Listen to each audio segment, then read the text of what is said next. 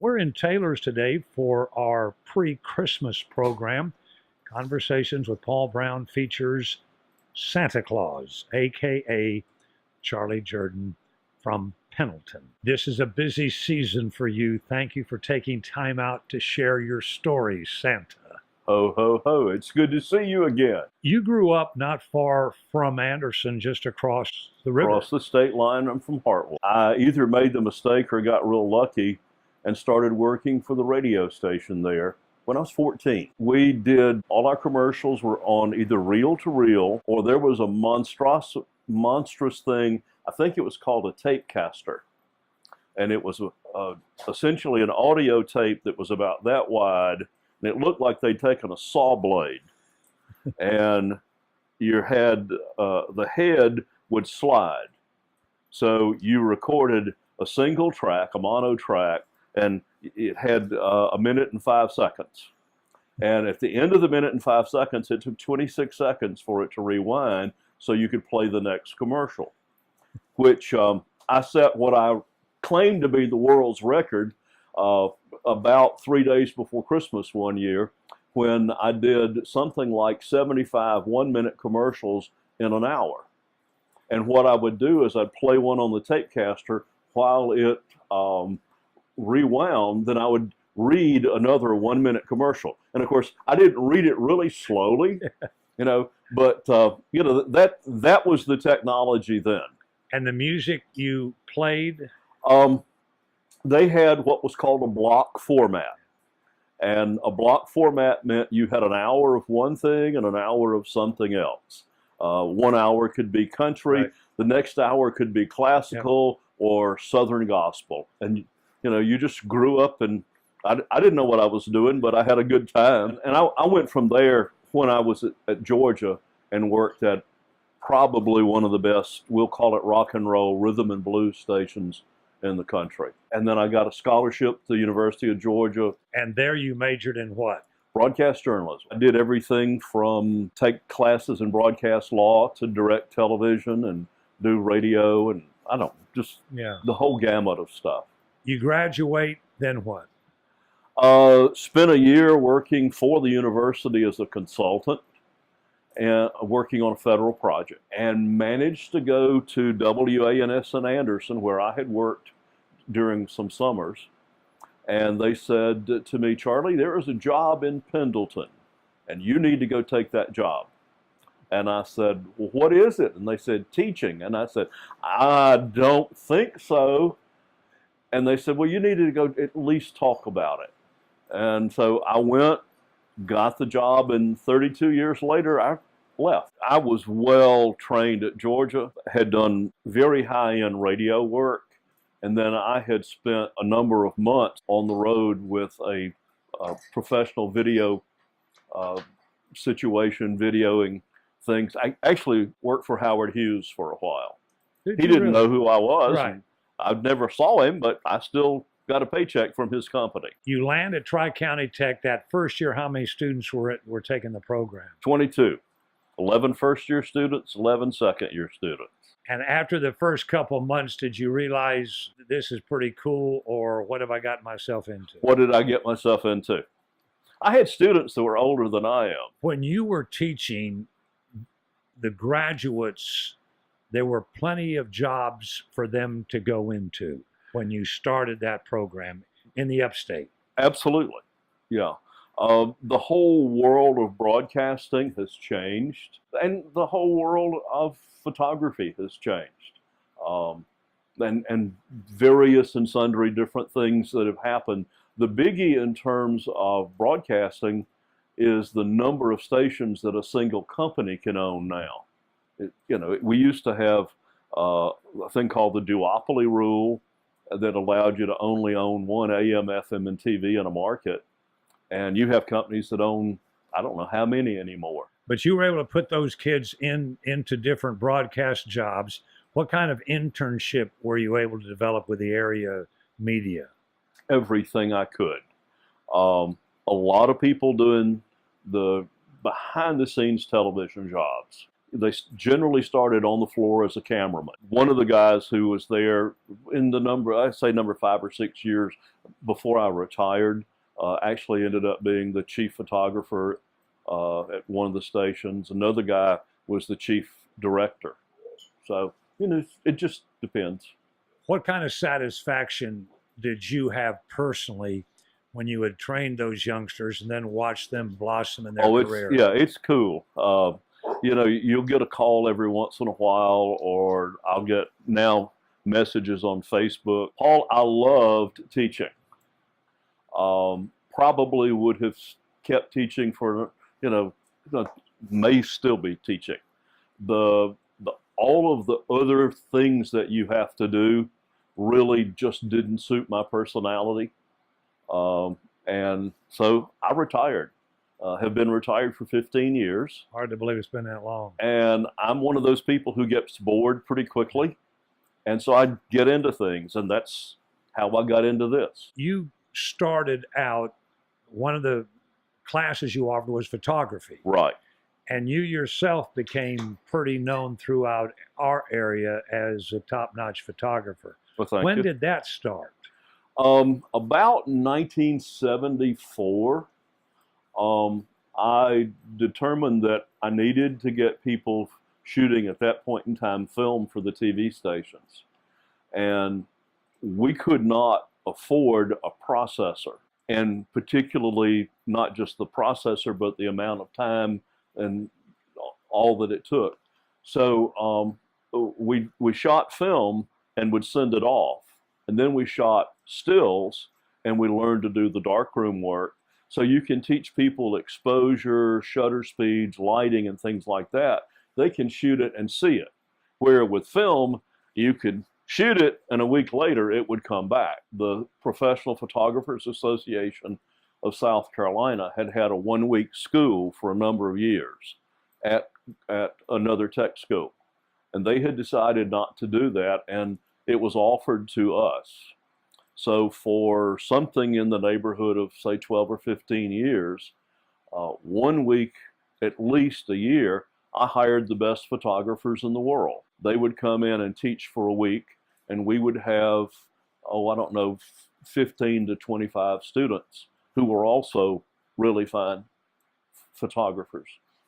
The people that I think are the best photographers in the world are a couple from Montreal named Joseph and Louise Simone. I had them 4 years in a row. And that's exposure to a level that you just don't get around in most colleges. How did you make the transition personally and in the classroom from when we were shooting film to when things started to go to digital? Kicking and screaming. Yeah. You and I have a friend who also has a last name Brown. Yes, he does. I saw and he and I like to shoot together. And he bought a digital camera, and I was shooting Hasselblads. And we would go out and shoot something, and dear old Dr. Brown would call me about 5 minutes after he got back home and send me a picture and say, "Look at what I got, Charlie." And, a week later, my pictures would come back, but by then, I was already mad at him. So I bought my first digital camera, and it went downhill from there. And it's revolutionized everything. Absolutely. I mean, now everybody's taking a picture on a phone. Oh, yeah. Yeah. And yeah. I think when years ago, you and I never dreamed that could even be a possibility. No. Well, look at the size of this little thing you have. Yeah. Our guest is Charlie Jordan, a.k.a. Santa Claus. And when we come back, we're going to get him to tell us about why he is in the attire that he is in.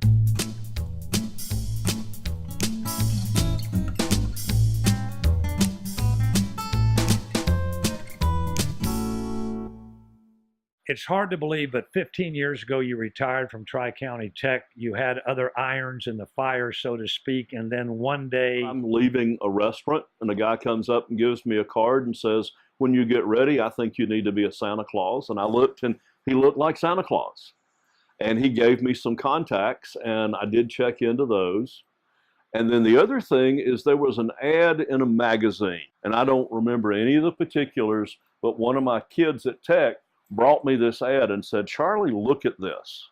So I took it home and showed it to my wife, and it's laying on the kitchen table, and my son walks by, and he's 6 years old. And he said, Daddy, your picture, you look so good. And it's like, oh, this guy, he's in, GQ magazine being Santa Claus. And I guess the light bulb went off, and I just sort of, there were people who wanted me to do some things, and it just sort of oozed into doing it professionally. Because at the time before you became Santa Claus, your hair and your beard were kind of what they have always been, right? After you left? Pretty gray, yeah. I never had long hair. And I had a beard starting in 1984, but it was very closely cropped. Yeah. And I decided that I needed long hair and I needed a long beard. So the beard wasn't really a problem. The long hair still drives me crazy because, Paul, I was never long hair. I never had hair in my ears. And this stuff, it itches all the time. But as a result of your itchy hair, you bring joy to countless people. We have a lot of fun. Your uniform is not your off-the-rack Santa garb. Tell me about that. And how. I have one of those, and it's too hot for me to wear. So I have all this stuff made. The vest, keep it a little bit cooler. I have discovered these shirts, and there's a company out of Chicago that the week after Christmas, they sell them half price. So I don't know how many of them I have. And it's designed to keep me cool. I'm really hot-natured, and then you add 3 or 4 kids laying on me, and I got to get cool. I don't wear a hat. I say I'm a Southern gentleman, so we don't wear hats in the house, but the truth is I get hot. So I don't want a hat. And then a couple years ago, you developed this relationship with some upstate photographers, and that has blossomed. Tell me how that started. Well, one of them was a real close friend. We started doing it where I am today, which is at Monica Parkinen's in Taylor's. We think we've done it 10 years, and this is our 11th season. I think that's right. And how it really got started, another photographer friend who is playing Santa wanted to build his business, and mine had gotten pretty good. And I said, okay, I'll call him Joe. Joe, we're on this listserv, and what we're going to do is we're going to pick on each other. And we can keep this thing going back and forth for 2 or 3 weeks, and everybody will figure out that you're trying to be Santa and want to be hired. And he got hired a few times, and I got this job. And this has just been really wonderful for both of us. I mean, she's the same age as my son. She's almost like, for 2 months out of the year, I become a father to another person. And we don't even have to talk a lot of times. Our brains just sort of click in the same way. And what we do is different than any other Santa photographer group that I've ever known. And I'm in a bunch of different Santa organizations, but we cut up, or I cut up. And there's a lot of movement, and we make a lot of noise and play and so on and so forth. And that is unique. Where if you look at most of the Santas, they're very quiet and they are focused and so on. I have kids screaming and hollering about Jack in the Boxes. And whatever makes for good photographs is what we try to do. First off, we have to sort of evaluate who we're dealing with. If we're dealing with an infant, then generally I sit in a chair and do my thing with infants. When we get into the kids that are, say, 10 months up to 3 or 4 years, a lot of times what we do is we take photographs of them with me in the background, because we want to make sure that there's something that goes home that looks good. And then we try to introduce me to them. And it just depends.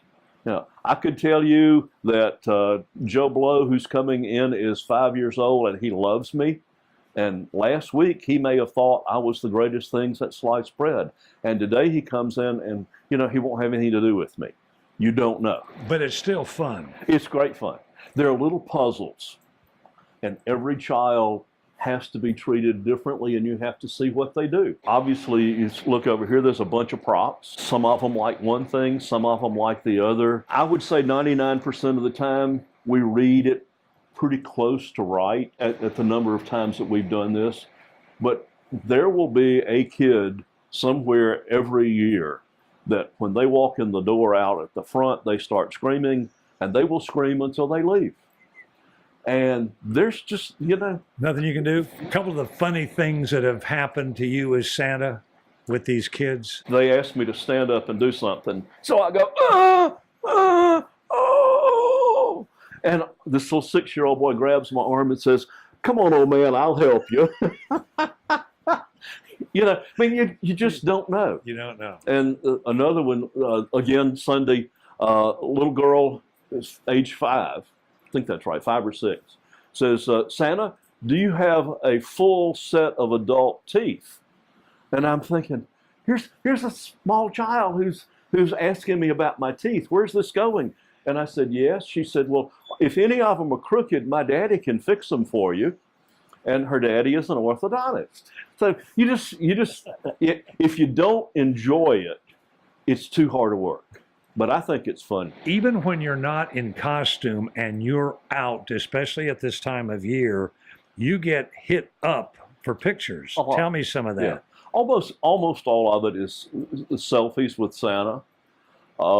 And I think it's funny. I mean, these are some that when we were out, they were grown women. Oh yeah. I'm at Calabash at the beach. And my favorite restaurant there, you basically sit out in the sun on a bench. And so this lady pulls up, and they sit there for a little while, and she gets out and she says, my grandson, he and his sister think you're Santa Claus. And I said, well, tell me what they got for Christmas, and then you just walk off for a few minutes. And so she told me that he got a bicycle, but it wasn't the right size. And so she goes and gets back in the car, and I just get up and I just walk over, and the kids are hanging out the window. They just can't wait to see what's going to go on. And I said, Johnny, I am so sorry about your bicycle. I got the wrong one, and it just really bothers me that I brought you the wrong one. And, the kids then are going that's the real Santa Claus. He knows that. And that's fun.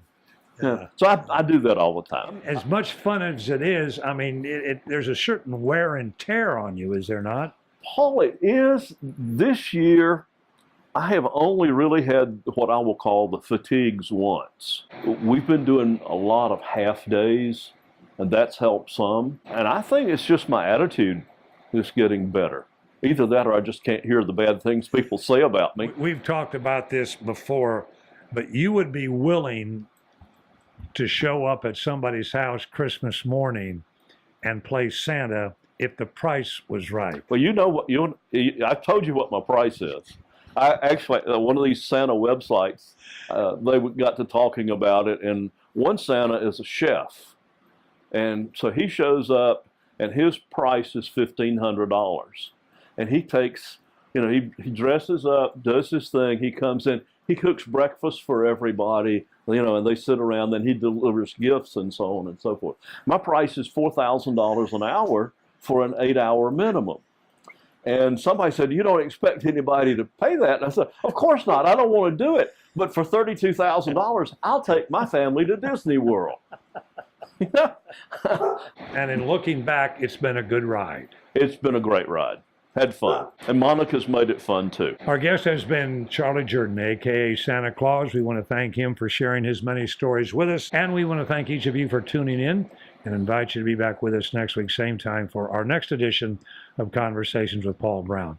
Until then, take care, everybody, and have a great, wonderful Merry Christmas. Ho, ho, ho.